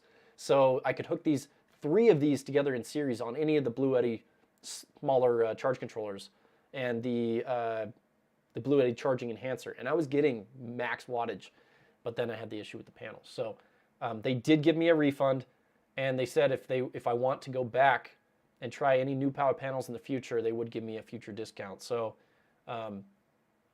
unfortunate that I had the issue, but okay. Let's see. Ramblin' Bob reviews. Yep, as long as it's on the ground, much safer for your home. Yes, definitely would meant. I recommend ground mount systems anyway. If I had property, and one day I probably will own some property, like just to because I'm in a suburb right now, and I just don't have much property. I really want to have property someday, and my dream is just to have an open field with a ton of ground mount solar in it, because I love ground mount. They're easy to clean. You can even angle them. You can kind of put whatever you want. You can place them exactly where you want, where there's no shade on them. Like I have to deal with the shade of my neighbors. My shed is shaded in the winter by a tree, and so my neighbor's tree, so I always have to deal with the shading from that. So if I had property, I would definitely choose to go with a ground mount system, and it would just be this huge system because it's on the ground. As long as you have space for it, it's good to go. Let's go to the next slide here. Okay, so I thought I'd give you guys just an update of what I see in the winter. Now it's a little bit past winter solstice, so we're starting to get more sun, we're starting to get better angles, but out of my total wattage, so you can see here on the screen here, the top one is my rooftop solar. I was getting 739 watts out of that, out of 975. And the bottom one is that Bouge RV portable rack. I was seeing 652. And so I was getting 1,391 watts out of 1,695 watts total. So still pretty decent output in the winter as long as the sun's shining. Now out of those new power panels here on the right-hand side, they're rated, just 2 of those panels is rated at 420 watts. And you can see I'm getting 391. And I have seen that go up to 417. So those new power panels are putting out really, really good power.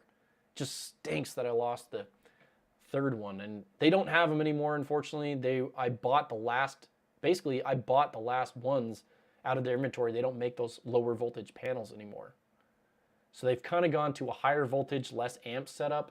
So I don't know, there's perks to both options, but this is what I'm using daily. This is my daily driver. I have the AC500 with 2 B300Ss, and then I'm using 1 B300 from my AC300. Wow, what a mouthful. So it's around 9,200 watt hours, and I finally did get the cable from Bluetti that allows me to attach my B300 battery to the AC500. So there isn't a special adapter that you can connect this up. So I do have that. I will be doing a small video on that in the future. But this system, I use it every single day. And I've only had error messages twice. And so, I don't know, has it been 6 months of constant use so far? Yeah, so about 6 months of constant use, and it's plugged into my transfer switch. And it's been really good. For another video, I built this 3,000 watt portable cart. This was a recent video I put out. It's a 3,000 watt inverter. It takes up to 1,600 watts of solar, and I have 2 200 amp hour batteries in series. This is a 24 volt system, if you guys are interested. Basically, I just had all these components laying around, and I was like, I just need to get an all-in-one inverter and throw it all into a cart. And I hope to expand this system down on the bottom rack here. I don't know, just this is kind of fun, this setup here. Looking at what do I power? Well, I have my 6 circuits that I run my transfer switch. So in the winter, We've been getting a lot of clouds. But with this setup, just with the AC500, this secondary cart is kind of a backup cart. But with the AC500 and 3 batteries, running 2 full-size refrigerators overnight, I only dropped down to 78% on the battery. So 99% from 5 o'clock. So 5 p.m. is when I lose my solar. So 5 o'clock to 9 a.m. is when I start getting some solar. This winter sucks, guys. I hate the winter for solar. So it's like 18 hours. I'm only dropping like 20% on my battery running 2 full-size refrigerators. So I'm hoping that in the summer, this thing's just basically going to stay. I'm going to almost run all 6. I'm going to see what happens if I run all 6 circuits at the same time overnight without charging. So what's on the 6 circuits? Well, one circuit is 1 full-size fridge and a microwave, and then the other circuit is a full-size fridge and a microwave. So that is 2 full-size refrigerators, 2 microwaves. Those are 2 circuits. Then I have kitchen lights and outlets on one with the living room TV. It's like that shared wall goes through an outlet on the other side, which powers my entertainment system. So it's kind of nice that these are on the same circuit. Another circuit is my internet router and modem and my clothes washer. This is basically my utility room. So I have my clothes washer in there. My sprinkler system is always on, plugged in, and then my internet and router. And then I have my basement bedroom and office, my garage, and that's all on one circuit. And then my gas furnace is all on its own circuit. So the reason I chose the most important circuits, and that's what's hooked up here. So I can run any of those or all of those off the AC500 continuously. None of this stuff, all the stuff here will not equal 5,000 watts continuously. So technically I could run all this at the same time. My battery wouldn't last very long. So what I do is during the day, I run all 6 of these circuits. During the night, I run full-size fridges and microwaves. In the summer, I think I'll be able to do a lot more. But when it's cloudy for 2 weeks on end, it's really hard to keep things going. So basically with the cloudy weather, I get around 200 watts of solar. So luckily that's kind of enough to keep my fridges going 24/7. And so my fridges have been running off this setup for the last 6 months. I've never really turned my fridges off. There were a couple cloud days where it was so cloudy and so rainy that I had to turn the whole system off. So I did turn it off and I had to run on wall power. But with the transfer switch, the benefit to that is you just flip the switch and you're back on grid power. It's really, really cool.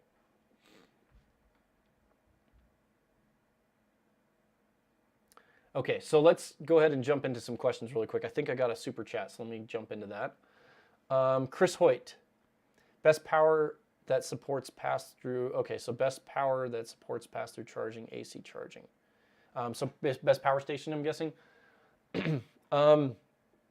Any of your large models will support pass-through charging. So best model, well, it has to have AC fast charging to support pass-through charging, in my opinion, because there's no sense of having a slow charger when you could be running a ton of power out. So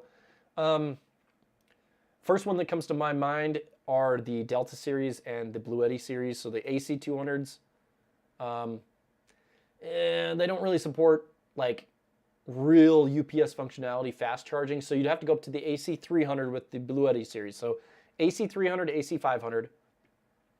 EcoFlow, it's going to be your Delta Max and your River 2. And then with the Anker products, it's going to be your 767. Now, I don't know if you guys have seen, Will Prowse tested the 767, the 2,000 watt model. It's pretty compact because it uses GAN charging in it, the GAN chargers, gallium nitride chargers inside. So very compact, very efficient charging rates. I'm excited to test that out because I want to see. I think Anker, Bluetti, and EcoFlow are your biggest top brands right now. You do have Zendure kind of coming in here. I don't have experience with their support, so I will have to be testing that out. And Zender is sending out their Super Bass V, the LFP version. I asked for the LFP version because I wasn't super interested about the solid state.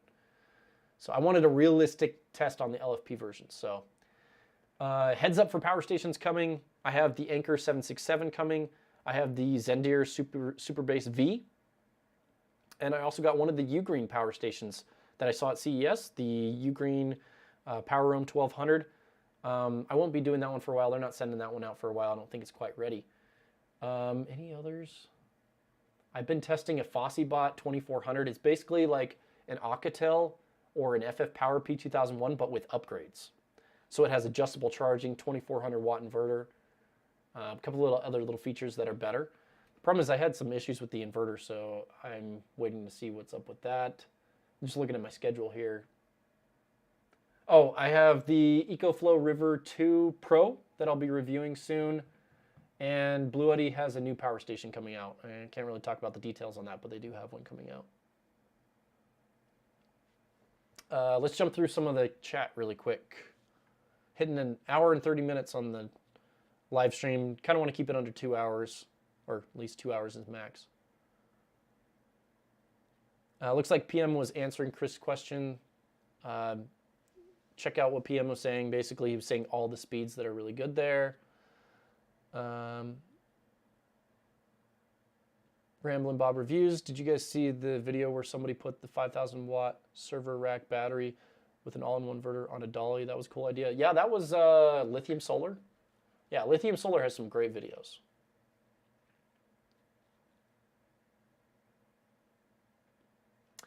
David, thanks for the comment. He said, great job presenting, good content and advice. I like you are transparent with your findings.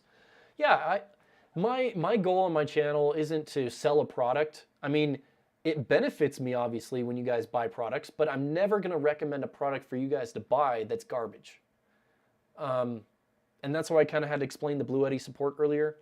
But my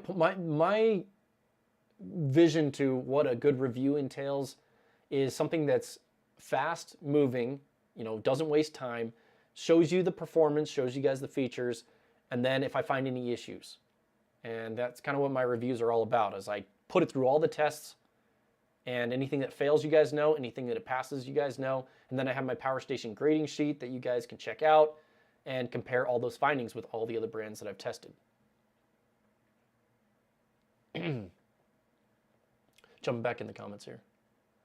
Yep, Tom said Lithium Solar. Yep, very good video there.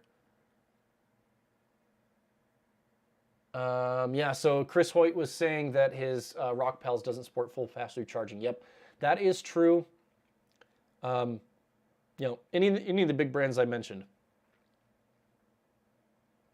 Okay, I'm trying to get caught up here. Ramblin' Bob Reviews. Here was so bad for like a week with no sun. Darn weather. Yep, winter's bad for us this year. Silver Steeler says, nice setup. Hey, thanks, appreciate it. Kevin Holland, this has been a bad winter. Yeah, Kevin Holland lives down the street from me, so he is very aware of my solar system, our solar conditions. Okay, can I run my Samsung inverter 18 cubic fridge for 24 hours easily without charging? Wife didn't know I was running it. I was running that test. Okay, cool. So you can run your full-size refrigerator off what power station? I'm just curious which one you mentioned here. Sorry, I botched that comment. The comments that I usually have are the ones that I throw up on the screen. I got to get that plugin working. But reading these little comments over here, they're so small and they're on a different monitor. Yeah, PM mentions the Anker one is probably the top end of the... So the good thing about Anker, guys, is they get 24-hour response on their emails, and they have phone support that you can dial. And they're up there with EcoFlow on support, in my opinion. So EcoFlow and Anker have the best customer support. And you do pay for it. Their products are more expensive, but if you're going to spend $2,000, do you want it to be able to get fixed in the future, or do you want it to, not no one answering?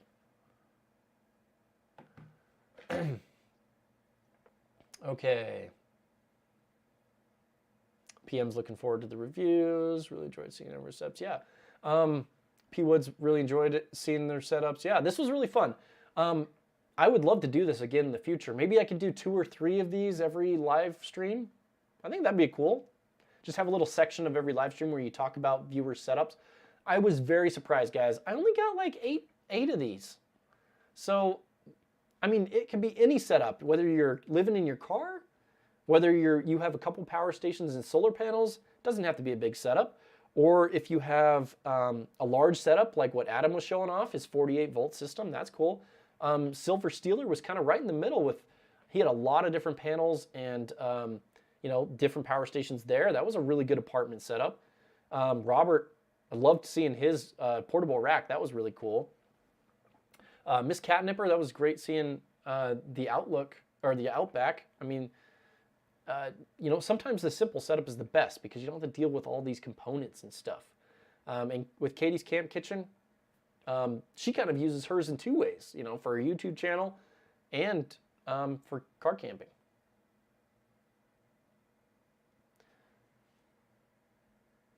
Okay.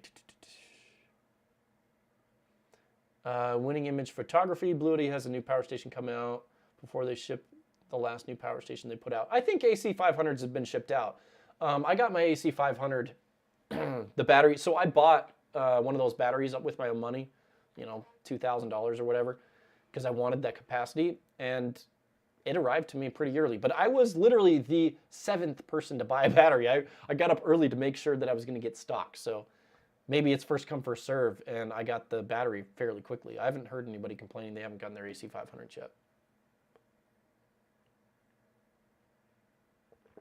Silver Steeler. Honestly, I'm just hoping for somewhat fluent English on the other side of the line these days. Oh, man. Noel, I hope you do this again.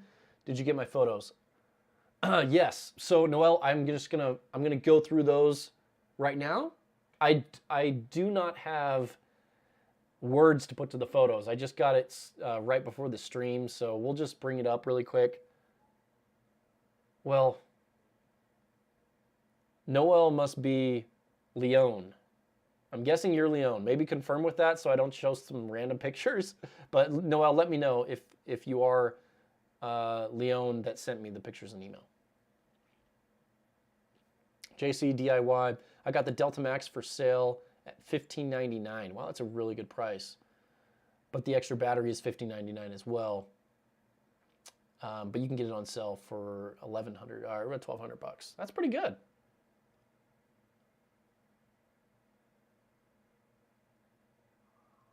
Ramblin' Bob reviews. We run a 7.4 cubic foot fridge and a 5 cubic foot freezer on the Pecron 24/7.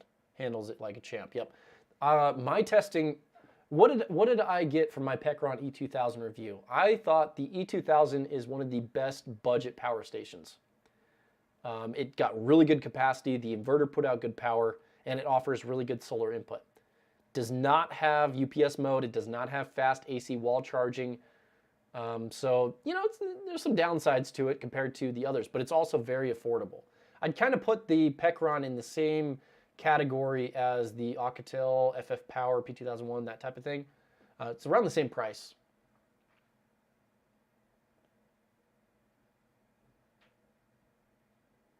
Okay. Okay, so let's go through Noel's setup really quick. Oh, I didn't think, did I finish my setup? Yep, I did, okay. So I just have pictures for this.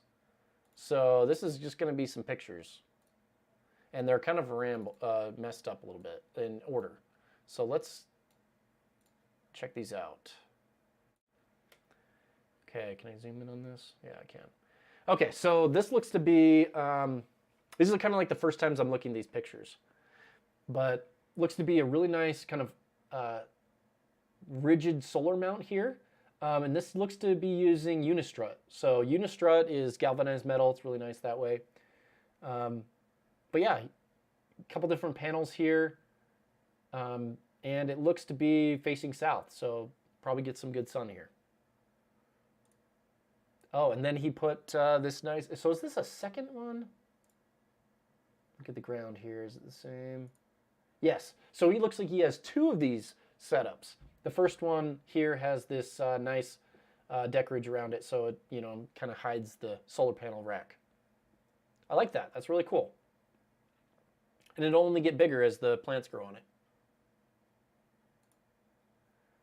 Looks like he has both of the solar arrays coming through the wall into his garage. And then I got to go back to the beginning. And then there's the, looks like it's going through the roof. He has those going through some channel. That's good. Nice tidy setup. Okay, so it's coming up and through to the ceiling. I thought there was one more. Yes, there is. Okay, cool. And he has a big boy transfer switch. That is, what is this, 10? The 10 circuit. I've debated about upgrading to the 10 circuit transfer switch. Going to the 10 circuit, which it looks like he's got 1, 2, 3, 4, 5, 6, 7, 8, 9, 10. He's got everything. The good thing about going to a transfer switch that has 10 circuits is it basically allows you to choose which circuits. It gives you 10 circuits to choose from. And it doesn't mean you have to run all of them at the same time. It just means that you have more choices available to you. So at night, you could run these circuits, and in the day, you can run these circuits, or, you know, flop and flip-flop back and forth. And it's just so nice having a transfer switch. I'll tell you guys, it makes a life change when you can just, oh, we just got a power outage, flip, flip, flip, flip, flip, and you're good to go. Or if you're wanting to save a little bit of power on your power bill, you know, go run your fridges 24/7. Transfer switch and an interlock are the only safe ways to run power through your outlets. I'm gonna jump into the comments really quick. Okay, Silver Steeler. Oh, I like that. Ramblin' Robs. Put a few more on. Okay. Okay, so he was suggesting put a little bit more. Yeah, well, it depends. If he has a snow load, I would definitely, you know, sturdy that up. It's hard to tell. You got to be there in person to really see how someone's setup is, you know, set up or not. But yeah, the lattice works really good. Thanks, Tom, for saying that. I've lost the word on that. Okay. Terry mentions, I regret not getting a 10 circuit 50 amp transfer switch. I only have the 8 circuit 30 amp one. Yeah, I also regret only getting 6 circuits. It's a 6 circuit 30 amp one. It works great for me, but I really want a 10 circuit one. So I think the 10 circuit is just ideal.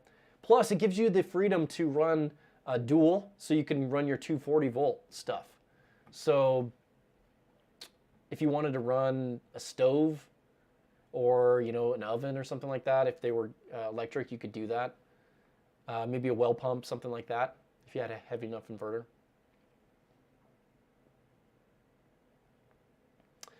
JC DIY, I'll take your 6 circuit transfer switch if you do, if you switch.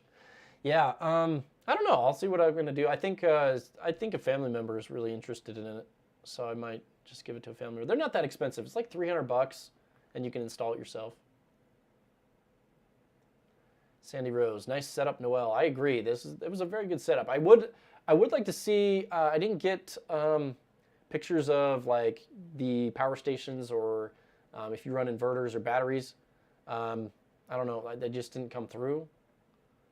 Those are all the pictures I got. So if you got more to show, we can definitely show that at a different time.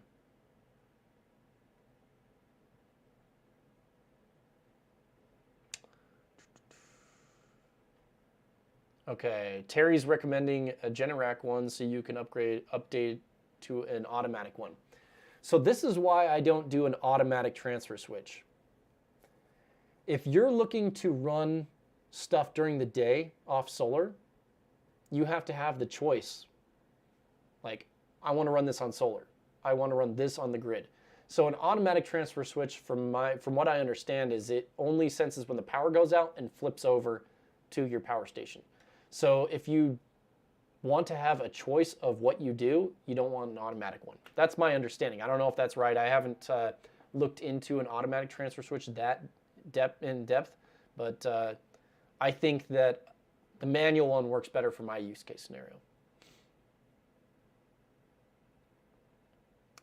Okay, George M. You recommend a protective case cover for the Blue Yeti AC200 Max? I don't think so, unless it's, I mean, what type of condition is it going to be in? You got to remember, these have fans that pass air through the whole unit. You do not want this in a dusty environment, but it still needs to breathe. So if you have a cover over it, it's going to overheat. Now, if it's in storage sitting somewhere, like in your shed or maybe in your basement, it's going to get dusty, I would recommend a cover for it. I don't think there's any out there that you could just buy, but you could just put a fitted sheet over it or something. Pretty ghetto, but you know, you can do whatever. Terry's saying, I have 4 Renogy panels. I'm going to hook up and to my older EB150. It's a tank, but reliable for 3 years. Hey, that's great. The EB150 does handle quite a bit of solar. I think it's 600 watts, right? 600 watts of solar. Noel did confirm that not all the pictures came through, so that's fine. We'll just have to cover that setup on the next stream. So Ramblin' Bob Reviews said he was getting around 1,500 watts. Yep, or 1,500 watt hours. That's what I've gotten on every single one of these. Bought 2 of the Alcatels. Charging on there is beast mode, 1,100 watts. Yep. Yeah, I like the supercharge feature at 1,100 watts. Silver Steeler. Hopefully I won the Powerball tonight. If so, free solar panel on me. Oh, yeah, thanks. Okay, Terry's saying I use a generator when it's colder here in Ontario and less sunlight in the winter until I steal a field of solar panels. That's awesome. Yeah. Sandy Rose thought that was funny too. Comment earlier on. Okay, 600 watts is 60 volts. Yep, cool. Awesome. Was there anything else I wanted to talk about? I talked about Blue Yeti support, how they're fixing that. I gave you guys an update on what power stations I'm going to be reviewing. If you guys have any other questions or comments, throw something down below. Just wrapping up the last 15 minutes here. I don't plan to go much longer than this.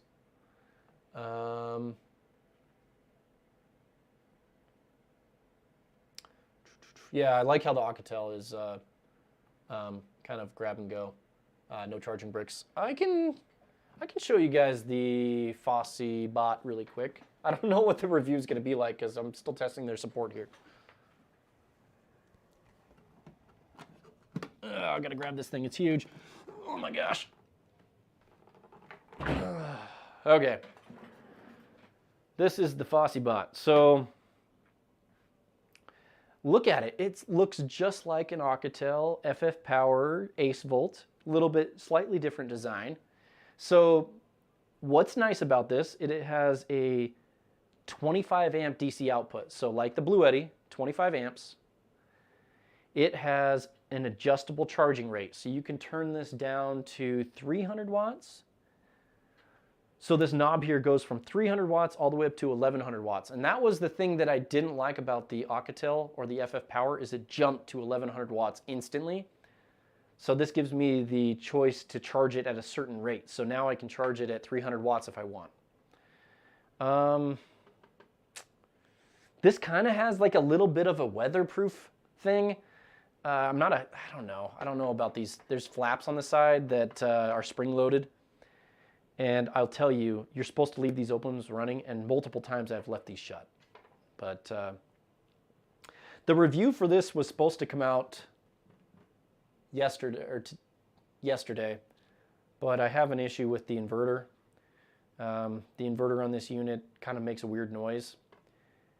It's kind of electrical noise, so I asked for a replacement because I want to know if it's just this one. So I don't know. That's the only thing that I've found to be wrong with this. Other than that, it's basically it's an Alcatel FF Power P2001, except for it has the adjustable charging, the 25 amp DC output. So it's kind of an upgrade. I like it.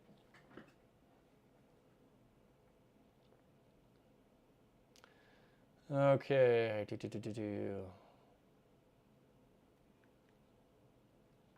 Hey, what do you guys think? I'm just curious. I'm going through the comments here. PM, I'll send you the video and you'll be very surprised. I don't know what to call it, but it's happening. Let's see. 65 watching and 67 likes. Thank you, Sandy Rose. Thank you, Sandy Rose. What I need to do is upgrade Sandy Rose to a moderator as well. So I just need to do it. She's always there telling people to like the videos. She's here on the live streams. I just need to do it. So if you're down for that, let me know, Sandy. Just send me an email, and we can get you set up to be a moderator.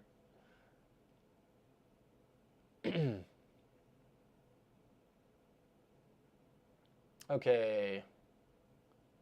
Cool. No other questions in here. I don't see. I see Ramblin' Bob reviews. Thank you for this live stream, Jason Noel. You're a great team member when learning all this stuff. Yeah, I try to make it simple. I'm still learning. So, yeah. Anything else? I was trying to think if there's anything else I wanted to cover. I'm looking forward to that thermal camera. That'll be really good. Kevin Holland, I'm updating my solar on a hand truck. I got the Bouge RV controller, and I bought an SOK 100 amp hour heated lithium battery. Very cool. Removing the Renogy AGM. I sure like the solar controller with Bluetooth. I do have the Bouge RV solar charge controller with Bluetooth, so I will be testing that. I also have a Power Queen solar charge controller with Bluetooth, so I'll be testing that. I told them that I didn't want to do dedicated videos for these smaller products, so my plan is to maybe do a solar charge controller comparison video, just kind of going through the specs of each one, the price setup, and maybe the features. I think that would be a really fun video, because I have like 6 solar charge controllers now, 7 solar charge controllers, and they're all budget-minded. They're all around $100, maybe a little bit more, maybe a little bit less. But there's some that had advantages over others.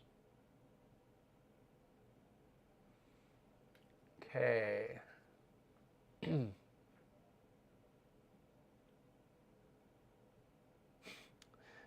Rip Dina Cola. A rat chewed up my solar cable. Any suggestions on keeping mice off the wires? Oh, I don't really have mice in my area, at least just in my house area. I know we have them here because we kind of live closer to a gully. It has a lot of rodents, but man, maybe you can put them in PVC. Basically what you could do is have your solar panel out there and just get the cheapo, even the Schedule 40. You don't go, or no, so they have Schedule 80, Schedule 40. Just go with the super cheap stuff, but just run your wires in PVC pipe. It's fairly affordable. That might be a good way to do it. Add a knob for input wattage. Does it have Bluetooth app? No, it doesn't. So the FosseBot does not have app or smart app connectivity. Noel super chat $4.99. Thank you. I really appreciate it. These super chats are awesome, guys. Thank you so much for donating.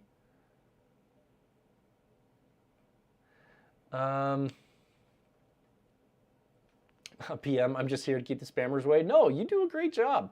You're answering people's questions. I really appreciate what you do in the live chat, PM. But hey, it's good to have multiple moderators, right? Let's see. Some other comments here.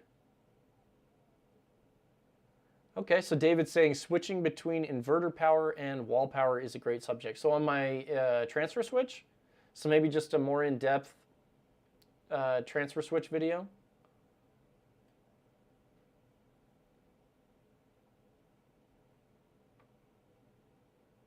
JCDIY, does anyone have an issue with the EcoFlow turning off AC outputs when the power is restored?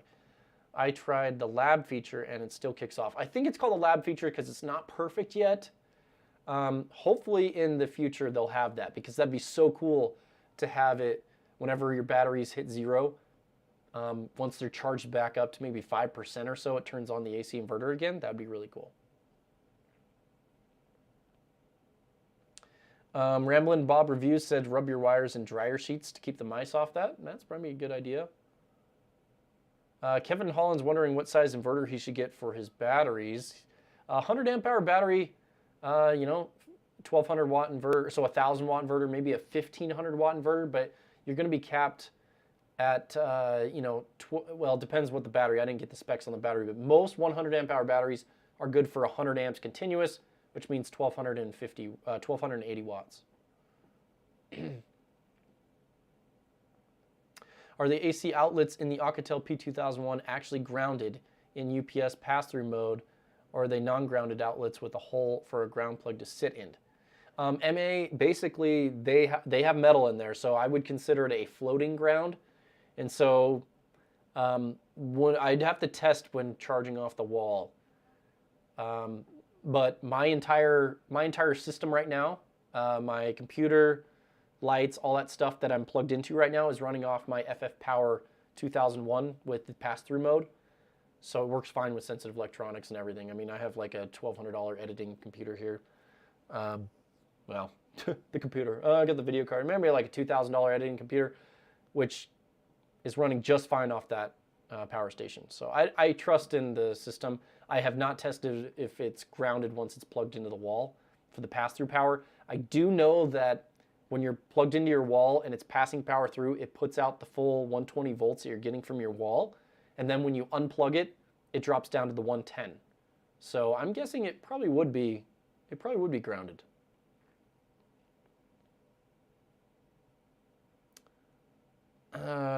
Rip was saying it was the wire coming from the outside to inside my house. They ate the copper too. What?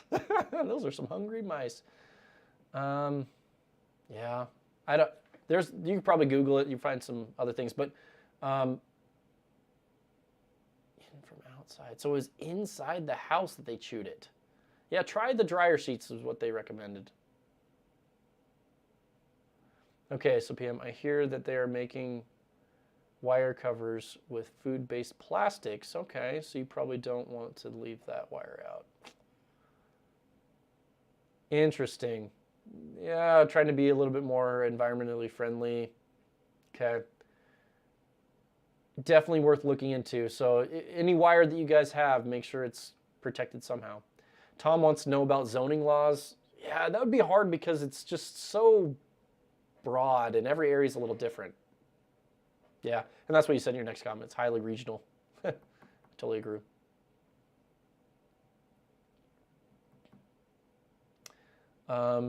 Silver Steeler, good stream. I watch a lot of your vids on my TV app, along with Hobotok, Will Prowse, Minutemen Prep, amongst others. Yeah, I met Minutemen Prep at CES. It was really cool to meet him in person. Actually, during the EcoFlow live stream event, he was sitting right next to me. It was fun. I wanted to hang out with him a little bit more, but we were just so busy with other stuff, we didn't get a chance to catch up with, on what's going on. Terry, do they sell V2Men power stations in the States? I see really good deals on them on Amazon. Yes, they do. V2Man's kind of a up-and-coming brand. The first power stations they had some issues, but I think they've kind of fixed a lot of those, and I don't think they have issues with them anymore.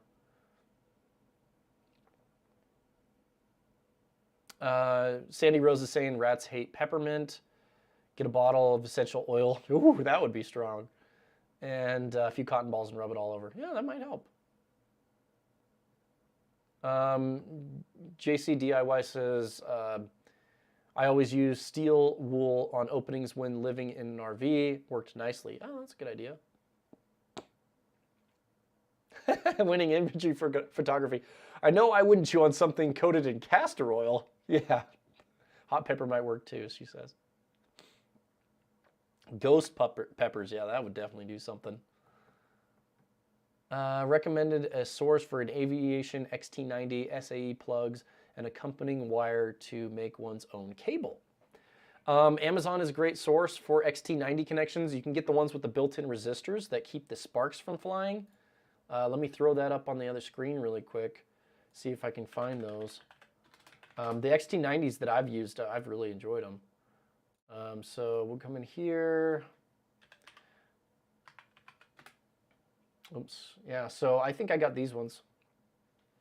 Unless these are, yeah. So this green mark here on the cable, it's an internal resistor. So it's basically an anti-spark.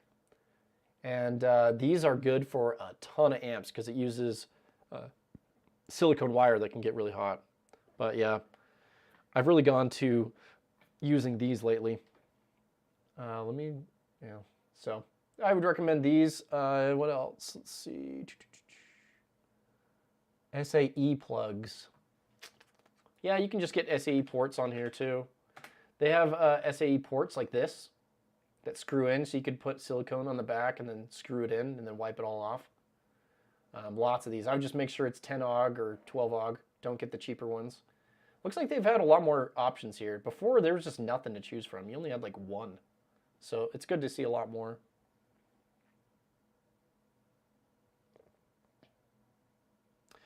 JCDIY, have a good night. Thanks for stepping on the or coming to the stream. Appreciate it. MA's recommended to get a cat. Okay, so Sandy Rose lived out of the country, and they used peppermint oil.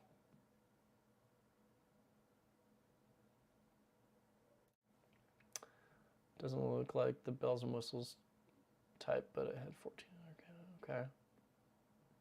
Which one are you talking about, Terry? Which power station? Oh, the V2 Man. Yeah, they had a lot of, there's a lot of value there. A lot of watt-hour capacity for the price of the power station. And they have that boost feature. Like, I think that's really cool. There's a lot of power stations out there that are large, that are bigger, that don't have that 48 volt boost feature or 12 volt boost feature. So you can jump your car from the V2 Man power stations. I think that's pretty cool.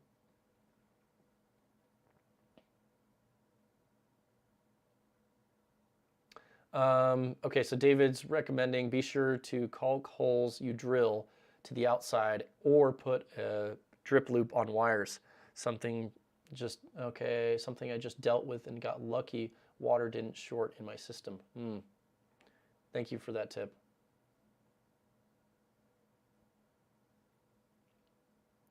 Ramblin' Bob reviews. Jason, do you know that you can open the Alcatel P2001 unit, unplug the XT60 port that goes to the Anderson power pole and insert an MC4 with an XT plug for a better connection?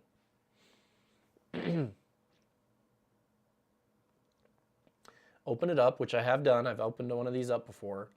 Unplug the XT60 that goes to the Anderson and insert an MC4.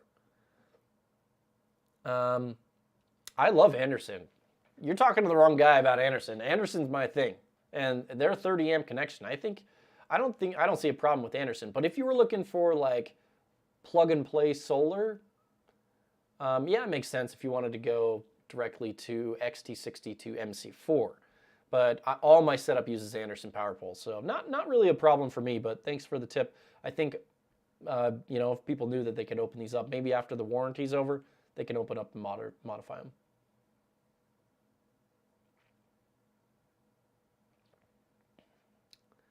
Awesome. Cool, guys. Well, this was a super fun live stream.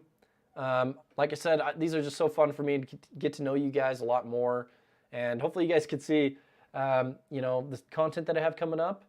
And if you guys have anything else after this live stream's over, when it's ended, you can actually go through and throw a comment on the video. So if you guys have any questions about anything that was talked about in the video, throw a comment down below on the actual video comment section. But I will also have the live stream available so that people could see what was happening during the live stream. But it's been 2 hours.